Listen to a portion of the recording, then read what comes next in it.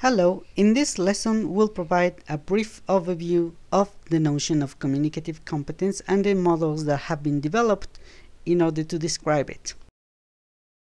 The first thing that we need to explain is that test development follows exactly the same process as the development of any other assessment instrument.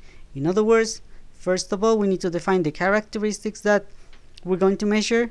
Secondly, we need to select appropriate units to quantify the characteristic that we're measuring, and finally we should develop rules and procedures in order to know what are the characteristics of the instrument that we're going to use, the steps that will be followed, and the interpretation that will be given of the results.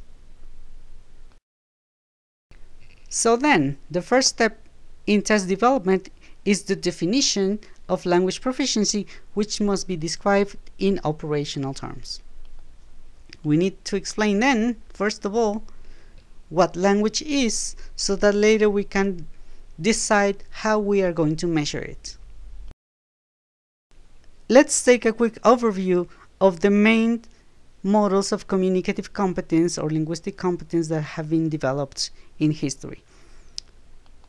First of all, there was Chomsky with his notions of competence and performance in the 50s and 60s. And then, of course, in the 70s, Himes introduced the notion of communicative competence to talk about the socially appropriate use of the language. And then Widdowson a little later came to introduce the language functions. That means that we use language in order to get things done, to perform communicative functions. And then, of course, in the 80s, Canal and Swain with a model of communicative competence.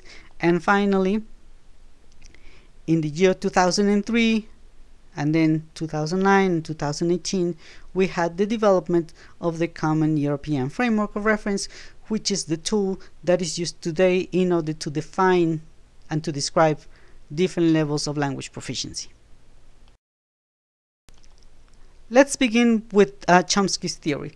So for Chomsky, linguistic theory was basically the study of an ideal speaker-listener, that means the native speaker of the language, and for him, the speech community was homogeneous, and of course the native speaker knew the language perfectly. So this meant that there was no problem, even though the person could make mistakes or errors because of some temporary limitations or distractions.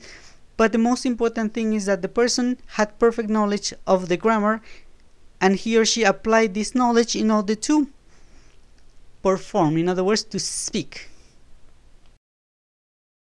And this cartoon illustrates the view that Chomsky had, right? Here we can see different ways in which Tarzan is planning to introduce himself to Jane, right? He's using his competence to develop some ideas of what he is going to say.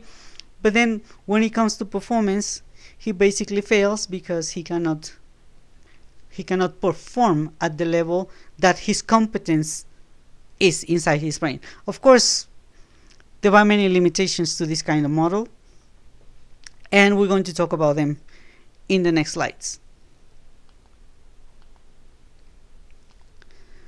So then another point in Chomsky's theory was that language competence was innate. In other words, that all of us had already in our brains something that he called the language acquisition device, some kind of software that contained all of the information about the grammar rules of the language. So that means that we were pre-programmed to learn the language. That language was innate, that we didn't need to learn it. It was already inside our brains.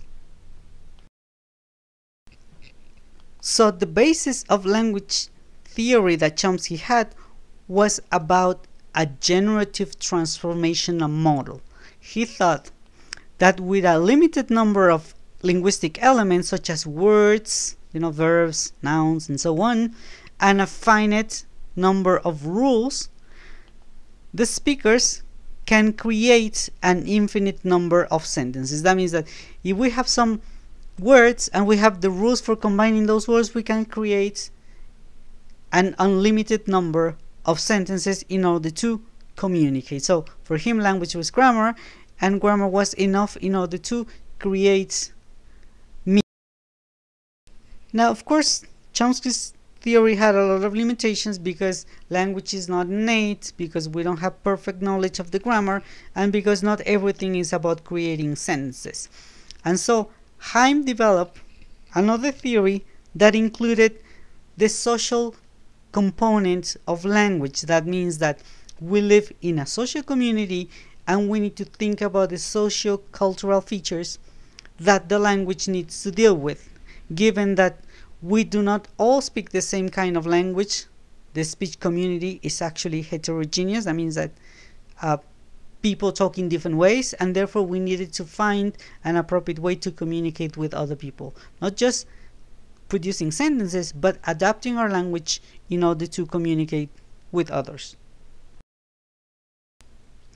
Now, in the 78, as we said, Widdowson added another important element in the model of communicative competence, because he said that regardless of what Chomsky said, we're not just producing sentences, but there were larger units that he called discourse, and all of these sentences are connected in something that he called cohesion and coherence. That means that what we are saying is organized, is put together in a way that it completes a whole idea of thoughts, and therefore we need to learn to deal also with the communicative purposes of the language.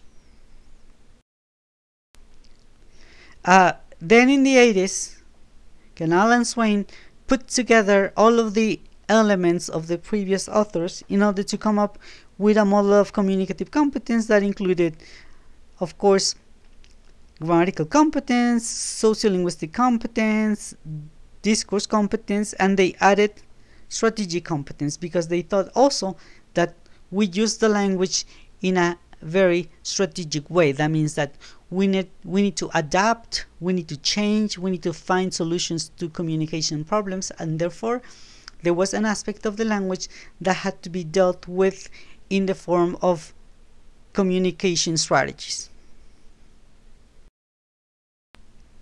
Later on, in the year 2003, because of the need that existed within the European Union in order to learn the languages of all of the other members of the Union, they decided to create an instrument that was very useful in order to learn and teach the languages, which was of course the Common European Framework of Reference.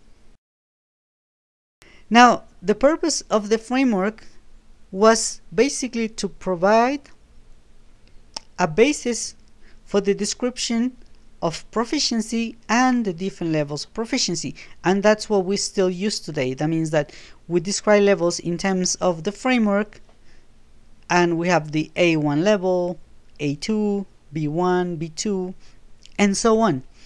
And within each of these levels there is an accurate description of what the person should be able to do.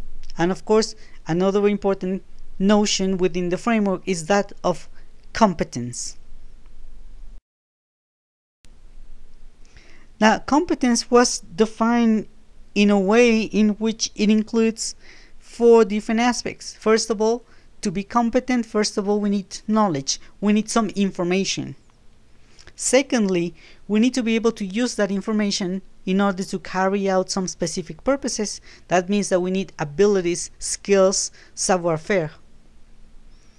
And then, of course, to be able to function in a society, to communicate with other people, to interact, to collaborate, we need also values and attitudes, and this is the component that they call savoir-être.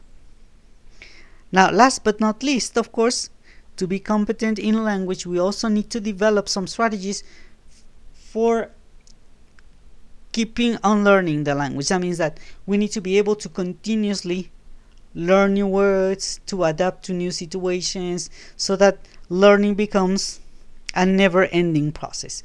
So these learning strategies, all of these abilities that we have to continue on learning the language, are also an important component of competence. So then competence is more complex, but because it involves knowledge, and then know-how, and then values, and attitudes, and finally strategies.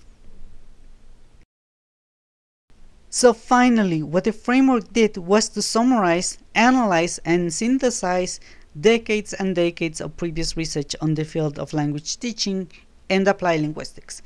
And we can see here the notions of competence, communicative competence, and basically we can divide it into three main components: linguistic competence, pragmatic competence, and strategic competence.